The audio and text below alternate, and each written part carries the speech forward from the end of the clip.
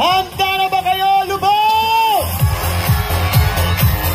Vice Ganda!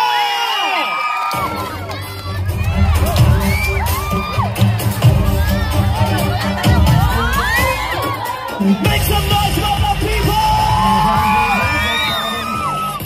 I'm still trying to learn it by heart. You're getting older and I gotta lose that counting. I gotta lose that counting. What's up, welcome people? Sumainyo kagandahan! Maraming. Teka lang, kumalabas ng bebe.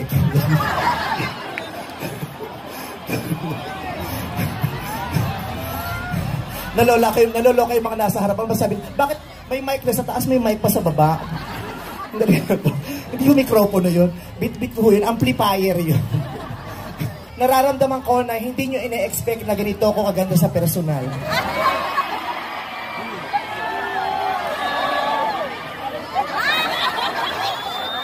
Akala nyo pagdating ko rito makakita kayo ng kabayo, di ba? Hindi nyo na-expect na hinete yung darating. Kaya ganito yung boots ko ngayon. Anyway, ang daming tao nakakaloka. Balita ko, lahat ng mga mamamayan sa Lubao, lahat nandito, walang tao sa mga bahay nila ngayon. Kaya ito ang tamang panahon para magnakaw.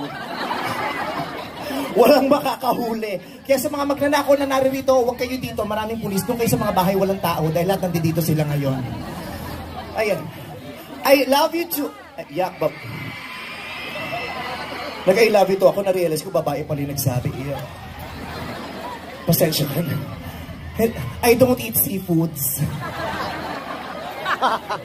Masarap pakarinig na may nagsabi na I love you, pero pag babae na... It's so L. Pasensya na ho kayo. Tumanda na ako ng ganito, baklang-bakla ho ako, pasensya na, na-appreciate ko yung pagmamahal ng mga babae, pero hindi ko ho talaga kayang ibalik. Ayoko ho talaga. Nakakita na ho ako ng ari niyan, ang pangit ho ng itsura niyan. Kailan naman hindi ho ako mahuhumaling. Huh? What? Masyadong marami, tapos yung nagbabounce ng echo, hindi ko masyadong maintindihan yung sinasabi. Masyado. Ano na? Kala ko malamig kasi open air, ang init pala. Nagmamantika yung itlog ko tuloy ngayon. Naalala ko yung pinakain sa akin ni Mayora kanina, yung adobong balut. Parang ganun na siya paghubad ko mamaya na underwear ko. Gayon pa man, ay, may mga fans ako dito, Vice Ganda Fever, hi! Taray, ang aga-aga niyong dumating, nasa unhang-unahan kayo. Pero may bakal, nagmukha kayong preso. Mamaya pakakawalan kayo ni Mayo. Ang daming tao, pero nakakasama rin ang loob kasi ang daming babae sa harapan. Kaya kahit open air, ang panghi-panghi ng venue. Ang dami kasing babae. Eh may dalang pollution yan eh. Yung ari ng mga babae. Kaya ayoko talaga. Kaya ako nag-decide magbakla. Kasi nung nakakita ko niyan, sabi ko, hindi ko talaga gusto itsura. Mukhang gagambang nakatiwari. O aminin niyo, di ba ang pangit talaga ng itsura niyan? Ayaw pumayag ng iba, aminin na natin. Reality po yun. Pangit po talaga itsura ng Pepe. Kaya, nakakita ko yung pinicturan ko, itsura, parang, kala mo lagi nangaasar, nakagaya, nakakapikon! Nung pinanganak ako, paglabas ko sa ganyan sa nanay ko, sabi ko, Nay, ang pangit, di na ako babalik yun. Makuweba. Kaya aminin na natin, mas maganda yun sa mga boys. Mas maganda... Oh, sus, ayaw pumayag ng mga babae. Pangit yun sa babae, maganda yun sa mga lalaki. O sige nga, kung maganda yan yun sa mga babae, pati nyo picturean, gawin yung profile pic sa Facebook. O kaya i-post nyo sa Instagram, tignan ko kung may mag-like nyo. Hindi nyo yung ginagawa kasi hindi maganda tignan. Kaya yung sa mga, may mga pakopon ban pa yung mga tao rito. Ano mga nakasulat dyan? Oh, ganda, hindi ko nababasa. Ate Vice. Pakyo ka. Ano yan? Sorry. Ay, sorry. May mga bata pa dito. Hindi ko na ba nasabi ko. Hindi ako sanay sa maraming bata. Bago ako magpatuloy, kailangan ma-check muna natin yung crowd. Kailangan mapauwi natin yung mga bata. Kailangan ng mga nanonood sa akin. Ang mga ang mga babae ay may 18 taong gulang pataas at ang mga lalaki dapat ay may 6 na pulgada pahaba. So magche-check na ho ako. Unahin na natin itong cameraman. Sisa, bukang century egg ang bitbet. Okay. Ano yun? Ate Vice, pahag. Oh, so paano? Oh.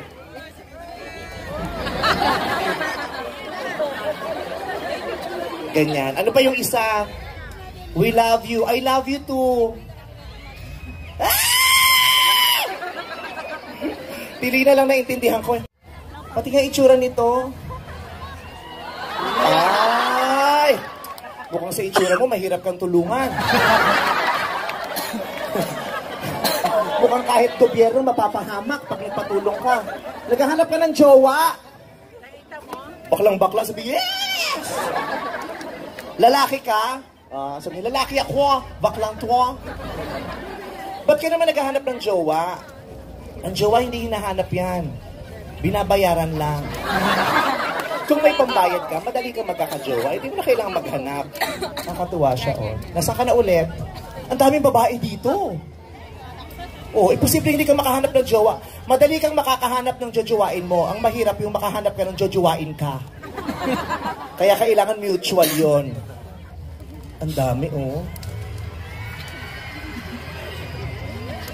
Ang dami, nakakaloka. Pati tayo mag-prayer meeting ngayon, total linggo naman. Para mas maging makabuluhan tong gabi natin. I love you too very much. I love you too. Ang dami ng babae. Since maraming babae, sige nga, chumika tayo ng mga babae.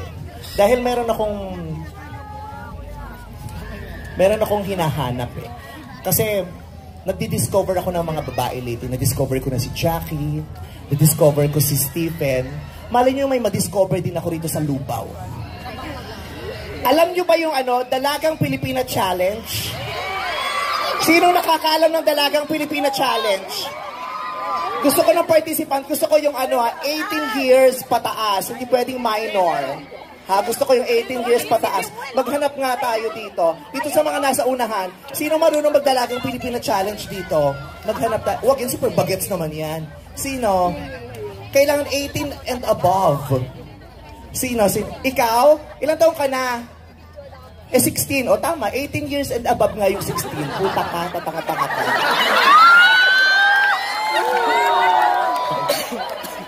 Ang ganda-ganda mo, bungol ka. Sabi ko, kailangan ko 18 years and above. Ako po, talaga, ilang taong ka na? 16. Ang galing. O, sige, kailangan natin ng 18. Sinong pwedeng mag-participate? Gusto kong bumaba, kaya lang walang hagdanan sa gitna. Majirap. Sino? Ayan, ito si ate nag-volunteer. Mukha na itong mature. Mukhang, alika. Akit ka dito. May yan sa gilid. May hagdanan dyan. Tapos bilangin mo, sabihin mo, oro, plata, mata. Pag nandun ka na sa plata, umakyat ka. Pang isa. Ito, ilang taon na ba yan? 18 na ba yan? O, alika. Sali ka. Ayan, pwede na itong dalawa. O kung may gusto pa ng isa, pwede rin sumali. Para masarap. Ang payat naman ito. Dati ka bang danggit? Ang payat mong babae ka, Diyos ko. Asukal na lang kulang sa'yo, otak ka. Okay. Let's get to know the two girls. Okay, what's your name? Rochelle Pangilinan. Rochelle Pangilinan, parang yung sex bomb. Oo, yata. Parang hindi ka masyadong happy na kapangalan mo siya. Rochelle Pangilinan, ilang taong ka na? 20. Ang arte, 20. Taga-call center ka, no? 20. O, isang T na lang, di mo pa pronounce. Sana tinanggal mo lahat ng T. Ilang taong ka na? 20.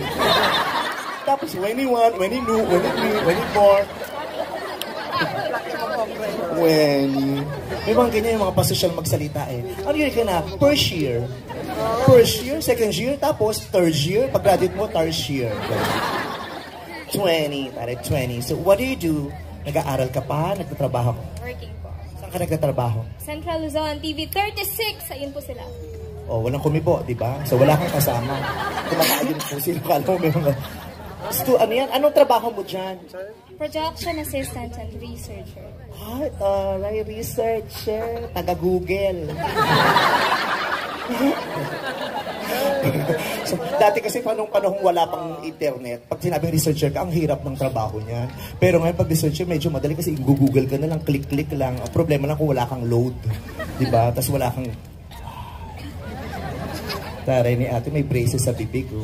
Sana nag-braces ka sa leeg. Para hindi ka masyado nakakagalaw. So, ikaw ay nagwo-work na as a researcher. So, may boyfriend ka? Wala. Bakit? Hindi ko alam. Hindi mo alam bakit? Baka mabaho pepe mo. Hindi mo check pa rin yung kasi masang dahilan din yan. Minsan kahit anong ganda mo, pag nakakamoy ng boyfriend mo, lumalayo, lumalapit sa mas kabang mo. O, minsan, pag feminine wash ka kasi. Kung ka namang afford mo na dahil may trabaho ka, nagka-feminine wash ka ba? Ano feminine wash mo? Colgate? Kayari mo, may wisdom tooth? Ano? Hindi nagamit. Ano na? Betadine. Tatanga-tanga ka, chichikin mo ha. Kasi yung pinsan ko dati gumamit ng betadine. Kinabukasan pagkising niya, peklat na lang yung ari niya. Oo, yung sa sugat pala yung nagamit niya. O nagsara. Oo, bumili pa siya ng Cebu de Macho kinabukasan. Mas napagastos pa siya. Oo, betadine. Ano no? Secret? So, okay ka naman ngayon. Gano'n ka nakatagal na walang boyfriend? Since birth. Totoo? Diyos ko naman. Malungkot-lungkot naman ang buhay. So, ever since walang boyfriend, Diyos ko, pagtsagaan mo na to. Uy, wala kang talo rito, wag kang lolo-lolo. Pag ang mukha, kabayo ang ari, liyamado. Tumaya ka pa, maganda bigayan ngayon. No? Tama? Totoo, ever since, maganda ka ha, pero baka pihikan ka. Parents ko. Hindi ka inaalaw ng parents mo. Namimigay na ako ngayon eh. Ano, parapol? Baka kasi gusto ng parents mo, magtapos ka muna ng pag-aaral, tapos maging professional ka bago ka mag-concentrate sa mga jowa-jowa ng ganyan. Pero ngayon, nasa tamang age ka lang. Yes po. Walang nanliligaw. Hindi ko alam. Ba't hindi mo alam? Wala po, wala. Wala. Ano bang gusto mo sa lalaki? Ang hirap naman ang tanong mo, Ate Brian. Dali-dali lang nun, tatanga-tanga ka. Gusto mo ba matangkad, maliit, ano? Kung sino ititibok ng puso. Dugo yun. Dugo ang kailangan mo. Dugo lang naman nagpapatibok ng puso mo. Diyos ang laking etchos yan pag sinabing ikaw ang nagpapatibok ng puso ko. Tanga ka, dugo ang nagpapatibok ng puso mo, hindi man tao. Pero eventually, sana mahanap mo yung lalaking magpapatibok nga ng puso na sinasabi mo. Yung magpapaligaya sa'yo. Yung magpapangiti sa'yo. Magpapaaray sa'yo. Yung yan ang pinakamasarap na pakiramdam sa mundo, yung naranasan mong masabi yan na, mahal kita. Hashtag blessed. Ang saya-saya niya, puro kababuyan ng topic. Subukan natin mag-prayer meeting dito, uwi kayo. Ikaw naman, wow, inaayos niya pa yung relos niya. Maka-arty naman, Jolly Kiddy Meal lang pala yung relos niya, maka-arty ka naman sa akin. What's your name? CK po. CK. Campo Carne? Ano CK? Chloe Kit po. Chloe Kit. Ang taray ng pangalan nito. Chloe Kit. Ilan taon ka na? 18 po. Yes. Virgin pa? Ay, nahiyang humindi. Kasi hindi yung parents. 18. Nag-aaral ka pa? Yes. Nag-aaral. Saan? St. Mary's po. Ay. May namatay? Kung makatili kayo, kala mo may rights dito, St. Mary's. Okay. Na, high school or college? High school po. Grade 12? Ganyan. Opo. Ay. Gagraduate ka na? Yes po. Kailan? Sa next 2 year po. Ulo ka, tinatanap ka ang gagraduate. Tapos next school year pa pala. Hindi ka pa ka nakaka-enroll. Piling mo gagraduate ka na. Mag-enroll ka muna. Tapusin mo muna yung school year ngayon bago ka graduate. Siguro po. Ano nakakatawa doon? Luka-luka ka. Gusto mong maging doktor. Bakit mo gustong maging doktor?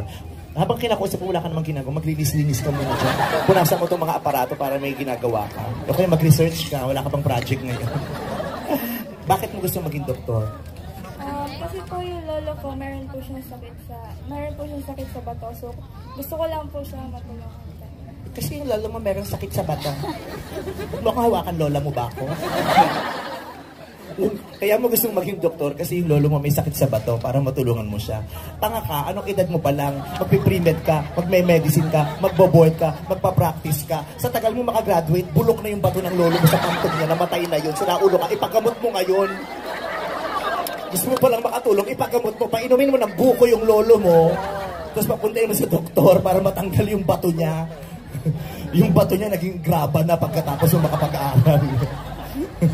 Natuwa ka nito, tanga-tanga. Tatawa, pagkatawa ng tawa, ikaw pinagtatawa ng tawa. Hindi, joke lang. Wala ka, may boyfriend ka na? Wala po. Bakit? Bawal po. Ay, bakit bawal? Sino nagbawal? Parents? Sundin muna natin ang mga magulang. Hindi kayo ipapahamak ng mga magulang. Kaya kung anong sinasabi ng magulang, susundin. Sigurado ka, never ka pa nagka-boyfriend. Never po po. Mamatay? Magkasakit man sa bato? Pagkatapos ng lolo? Opo. Sige, sige. Ipagbiroon lang ako sa'yo na nakalagot ka dyan. Hindi mo kita na rito. Alam mo, hindi kita lalabahan. Naulong ka. Aalamin ko yung buong pamilya niyo kung saan kayo nakatira. Papahanap ko sa researcher. Research mo. Nasaan pamilya nito? Tutumba natin. So, kasama mo yung parents mo ngayon. Yes po. Anong masasabi mo sa akin? Any last words? Pero sweet. Ang payat-payat mo, tingnan yung bra mo nakabuhol sa likod. Kasi extras mo lang, double extras mo lang yung pinakamaliit, parang hindi yung ubra. Sira ulo ka, pumasok ka pa, band-aid lang yun, talo-talo na. Huwag mo lang babasain kasi mawawala ng dikit. Ang cute, oh. Ang liliit. Parang tigyawat lang na namaga. Ito pwede. Parang mga mini cakes. 1, 2 mini cake. 2 mini cake is freshly baked. Mocha, ube, chocolate cheese. 2 mini cake. Mini but great. Gawa ng reject. Sana. Kakatuwa. Okay. So, dito tayo sa gitna. Ba't ba tayo sa gilid? Diyan ka. Ikaw. Dito ka na. Pag bilang kong 3, tatalon kayo. Kung sino unang tumama ang mukha, yun ang mananalo. Dito. Ay, ang taray, meron kang henna tattoo. Patingin. Patingin lang. Ang arte mo, patingin lang. Bakit? Ha? Pati mo kaya itaas, may polio ka. Ano, magkayuko ng yuko pag nasubo mo ito, mamamatay ka, bata ka pa lang. Yung huli nakasubo nito, comatose pa hanggang ngayon. Patingin lang, ang ganda kasi. Maganda. Ano ba tinatakpan mo dyan? Tama, ayaw mong pakita kasi nga ang pangit na. Anong design? Explain mo na lang sa amin yung design. Nakita ko lang po sa Pinterest. Nakita mo lang sa Pinterest, sa ginaya mo. Bakit ah? Nakakatuwa ka. So, magkano yung pagpapalagay ng ganyan? 350. Kung talagang gusto mong makatulong sa lolo mo, tinipid mo yung 350, bumili ka ng gamot. Gusto mong makatulong sa lolo mo, diba? Pero inuna mo yung kalandian mo pagpapahena-hena. Yung lolo mo namamalipit na yun sa bahay, hindi mo alam, diba? Hindi makaihi. Kung kala niya naiihi siya, pero walang lumalabas, nababalik sa usaw. Pero maganda. Sino kasama mo nagpalagay? Lola ko po.